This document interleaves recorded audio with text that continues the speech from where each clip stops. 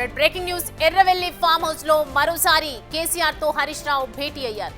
రేపు కాళేశ్వరం కమిషన్ ముందుకు కేసీఆర్ హాజరు కానున్న వేళ ఇరువురి మధ్య చర్చ జరుగుతోంది. నిన్న కమిషన్ ముందు హాజరైన హరీష్ రావు కాళేశ్వరంపై అడిగిన ప్రశ్నలకు సమాధానం చెప్పారు. హరీష్ రావు తాను ఎదుర్కొన్న విచారణ అనుభవం ఆధారంగా కేసీఆర్ తో చర్చలు జరిపారు. దీంతో కేసీఆర్ కాళేశ్వరంపై నివేదికతో కమిషన్ ముందుకు వెళ్లడానికి రంగం సిద్ధం చేసుకుంటున్నారు.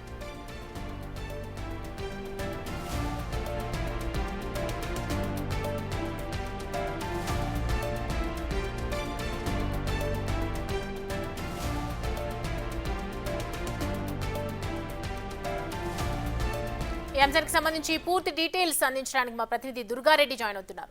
దుర్గారెడ్డి, హరీష్ రావు కేసీఆర్ భేటీకి సంబంధించి పూర్తి డీటెయిల్స్ ఇవ్వండి. సౌమ్య, సిద్దిపేట జిల్లా మాజీ ముఖ్యమంత్రి కె చంద్రశేఖరరావు ఫామ్ హౌస్ మాత్రం రాష్ట్ర మాజీ మంత్రి సిద్దిపేట ఎమ్మెల్యే తన్నీర్ హరీష్ రావు కూడా ఈ రోజు భేటీ కావడం ప్రధానంగా చర్చ సారాంశం ఏంటంటే కాళేశ్వరం కమిషన్ ముందు రేపు జూన్ 11 నాడు రాష్ట్ర మాజీ ముఖ్యమంత్రి హాజరు కావాల్సి ఉంది. దాని సందర్భంగా నిన్న ఎవరైతే ఆనాటి ఇరిగేషన్ శాఖ మంత్రి సిద్దిపేట ఎమ్మెల్యే హరీష్ రావు నిన్న జస్టిస్ కమిషన్ కాళేశ్వరం కమిషన్ ముందు హాజరయ్యారు. ఆ తర్వాత కూడా అక్కడ వాళ్ళు అడిగిన 20 ప్రశ్నలకు 45 నిమిషాలు సుదీర్ఘంగా కాళేశ్వరం ప్రాజెక్టు నిర్మాణం నుంచి పూర్తి అయ్యేంత వరకు ఎలాంటి కష్ట నష్టాలు, ఎలాంటి అనుభవపూర్వకంగా ఎదురైన సంఘటనలు, అక్కడ సమస్యలు ఏ విధంగా ఉండే వాటన్నిటికీ కూడా కులంకుశంగా కమిషనర్ జస్టిస్ ఘోష్ కమిషన్ ముందు వివరించడం జరిగింది. ఆ తర్వాత రేపు మాత్రం మాజీ ముఖ్యమంత్రి చంద్రశేఖరరావు హాజరు కాబోతున్నారు కనుక ఏ విధంగా మీరు ప్రశ్నలు సంధించారో, ప్రశ్నలకు వాళ్ళు ఏ విధంగా సమాధానం మీరు చెప్పారని చెప్పి వాటిని నిన్న కూడా ఒక 5 గంటలు సుమారు ఆ చర్చ జరిగింది. ఆ తర్వాత కూడా ఈ రోజు కూడా హరీష్ రావు, కేసీఆర్ ఆ భేటీ అవుతున్నారు. అంటే గంట సేపు నుంచి కూడా భేటీ అవుతున్నారు.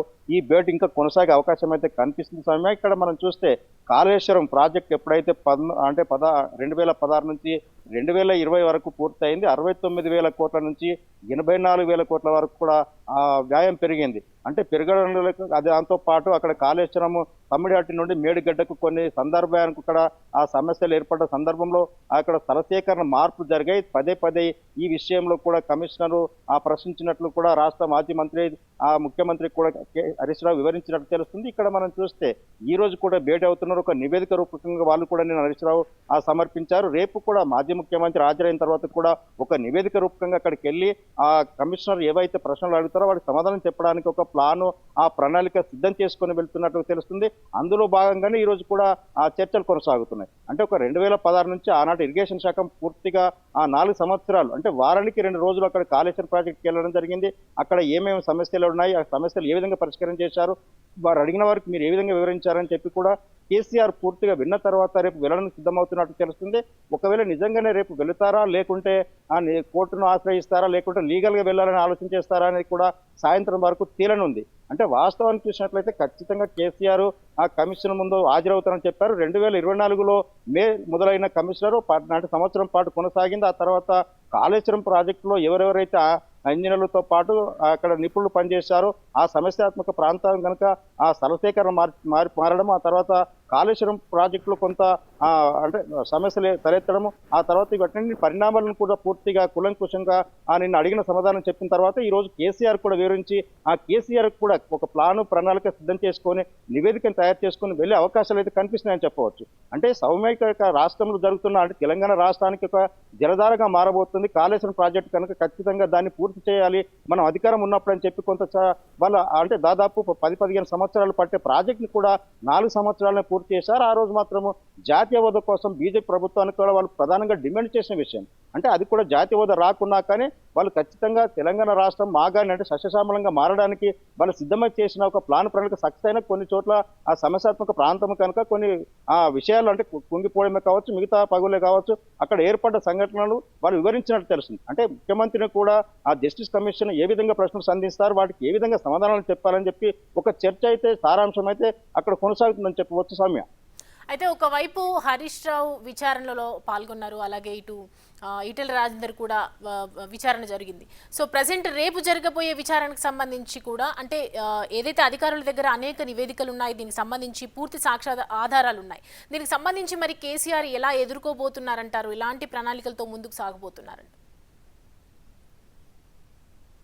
అంటే రాష్ట్ర మాజీ ముఖ్యమంత్రి చంద్రశేఖరరావు ప్లాను ప్రణాళిక ప్రకారంగానే ఇక్కడ గోదావరి నీళ్లను అంటే తెలంగాణ రాష్ట్రానికి కాళేశ్వరం ద్వారా మాత్రము ఆ ప్రాంతంలో చేస్తే దాదాపు 500 మీటర్లు అంటే రంగనాయక సాగర్, కొమరమిల్లి మల్లన్న సాగర్, ఆ తర్వాత కూడా కొండపోచమ్మ ఈ సాగర్ నుంచి 119 నియోజకవర్గాలు అంటే 33 జిల్లాలకు కూడా పూర్తిగా ఈ యొక్క లింకు ద్వారా కుడి ఎడమ కాలువ ద్వారా వాళ్ళు తీసుకెళ్లడానికి ఒక ప్లాన్ చేసుకోవడం జరిగింది. అంటే ఆనాడు ఏర్పడ్డ సమస్యాత్మక ప్రాంతాలే కావచ్చు, లేకుంటే ఇంకేమైనా భూ సమస్య విషయమే కావచ్చు, కొన్ని చోట్ల కూడా కోర్టును ఆశ్రయించినా కానీ వాళ్ళు ఖచ్చితంగా తీరాలని చెప్పి రైతులను ఒప్పించి మెప్పించి వాళ్ళు ఒక ప్లాన్ ప్రకారంగా ముందుకెళ్లారు. ఆ తర్వాత కాళేశ్వరం కొన్ని చోట్ల సమస్య ఏర్పడి కుంగిపోవడం జరిగింది. దీనిపై కూడా కమిషన్ వేయడం జరిగింది. రాష్ట్రం మారిన తర్వాత కాంగ్రెస్ ప్రభుత్వం ఆ జస్టిస్ నివేదిక కమిషన్ ఇచ్చిన నివేదిక ప్రకారంగా అంటే వాళ్ళు ఇచ్చిన నోటీసులను అనుసరించి వీళ్ళు ఒక ప్లాన్ తయారు చేసుకోవడం జరిగింది. ఆ ప్లాన్ ప్రకారంగానే ఆనాటి ఆర్థిక శాఖ మంత్రి ఈటల రాజేందర్, ఆ ఇరిగేషన్ శాఖ మంత్రి మాజీ మంత్రి తన్ని హరీష్ రావు కూడా ఇద్దరు కూడా కమిషన్ ముందు హాజరయ్యి వాళ్ళు అడిగిన ప్రశ్నలకు సమాధానాలు ఇచ్చారు, నివేదిక కూడా రూపొందించారు. ఆ తర్వాత రేపు మాజీ ముఖ్యమంత్రి చంద్రశేఖరరావు కూడా ఒక ప్లాన్ ప్రకారంగా వెళ్ళడానికి సిద్ధమవుతున్నట్లే తెలుస్తుంది. అక్కడికి వెళ్ళిన తర్వాత జస్టిస్ కమిషన్ ఏ విధంగా ప్రశ్నలు వాళ్ళు అడిగిన వాటికి సమాధానం క్లుప్తంగా వివరించే అవకాశాలు అయితే కనిపిస్తున్నాయి. అంటే వాస్తవానికి ఒక ప్రాజెక్టు నిర్మాణం చేయాలంటే దాదాపు 15-20 సంవత్సరాలు పట్టే అవకాశం ఉంటుంది. అంటే 4 సంవత్సరాల లోపే వాళ్ళు పూర్తి చేయడానికి ఎన్ని అంటే అక్కడ ఉన్న సమస్యలు ఎదుర్కోవడం జరిగింది.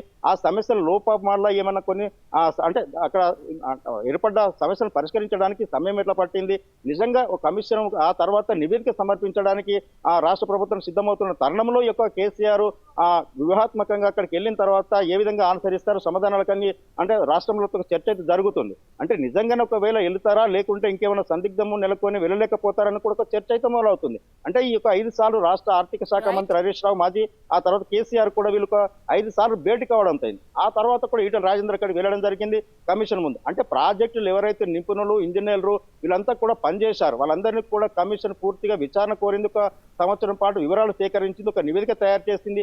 కేసీఆర్ మాజీ ముఖ్యమంత్రి అక్కడికి వెళ్ళిన తర్వాత ఆయన ఇచ్చిన సమాధానం బట్టి రాష్ట్ర ప్రభుత్వానికి ఒక జస్టిస్ కమిషన్ మాత్రము నివేదిక అందించే అవకాశాలు అయితే మనకు కనిపిస్తున్నాయి. సౌమ్య. రైట్ దుర్గారెడ్డి.